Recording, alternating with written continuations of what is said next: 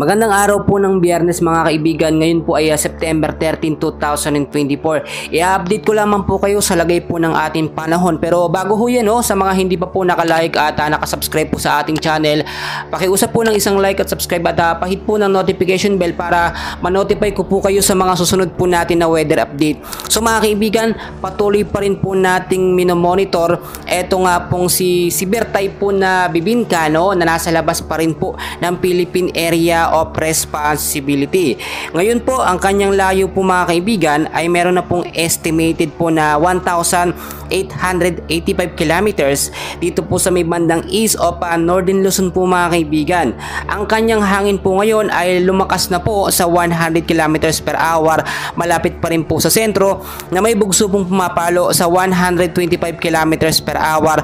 Pa northwestward po ang pagkilos mga kaibigan sa bilis po na 35 kilometers per hour. Mabilis yung pagkilos niya mga kaibigan, at nakita nyo yung hangin niya mas lumakas po ngayon, nasa 100 kilometers per hour po. At kasama rin po sa hypnosis natin mga kaibigan, ito pong southwest monsoon na nakakaapekto po sa ilang bahagi po ng Palawan, Visayas at Mindanao. So mga kaibigan, ito muna, alamin muna natin yung forecast weather condition natin ngayong araw po ng Biyernes. Tapos babalikan po natin ito pong severe typhoon na Bibingka, kung saan po siya dadaan at yung mga lugar po na posible siyang maglandfall.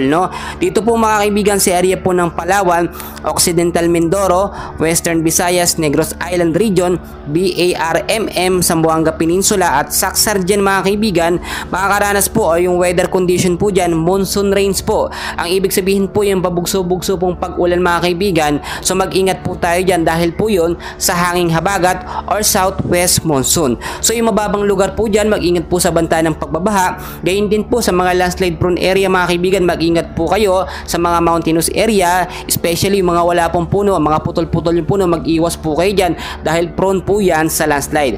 Dito naman mga kaibigan, sa Bicol region at the rest po ng Mimaropa, kasama na rin po ang Visayas at ang Mindanao, maulap po na kalangitan ang mararanasan ngayong araw po ng Biyernes dahil pa rin po yan sa banta po ng southwest monsoon or hanging habagat. Samantalang dito naman po sa Ilocos region, Cordillera Administrative Region, Cagayan Valley, Quezon at Aurora, maulap din po na kalangitan ang mararanasan dyan. Asahan po ang mahina hanggang sa posibleng paglakas ng ulan sa hapon po at sa gabi. Dahil po yan dito sa trap po ng severe typhoon Bibingka mga kaibigan, at inaasahan ng posibleng pagbaha dyan sa mababang lugar at landslide po sa mga landslide prone area. Ang ilang bahagi po ng Metro Manila, especially po sa may Central Luzon at North Luzon mga kaibigan, ay apektado pa rin po hanggang ngayon ng trap po ng severe typhoon Bibingka mga kaibigan.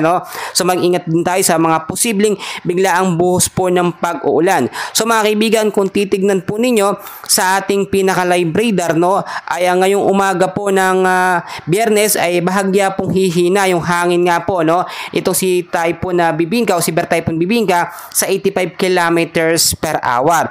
Pero pagdating naman po ng alas 8 po ng gabi, babalik po ito, tataas po ito sa 95 kilometers per hour. At pagdating naman po ng Sabado, alas 8 po ng umaga, ay muli po itong lalakas sa 110 kilometers per hour. Asahan po natin pagdating naman ng Sabado po ng gabi, mas malakas po ito sa 130 kilometers per hour. Pero ito po ay medyo malayo na po sa ating bansa mga kaibigan.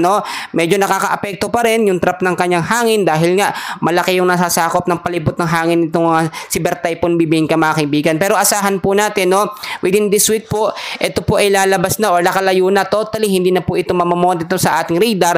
At ang mahalaga po dito ay wala po itong dinaalang lugar na naglandfall siya. Yung nararanasan po sa Central Luzon at sa North Luzon na pag-uulan dahil po yung sa trap o yung hangin po na nakapalibot dito nga po sa matang ng bagyong si Bibingka mga kaibigan. Sa mga nagtatanong kung saan po ito maglalandfall, hindi po ito maglalandfall sa ating Philippine Area of Responsibility. Tanging yung trap lamang ng kanyang hangin ang nakakaapekto po sa ating bansa. So magandang balita po yan mga kaibigan.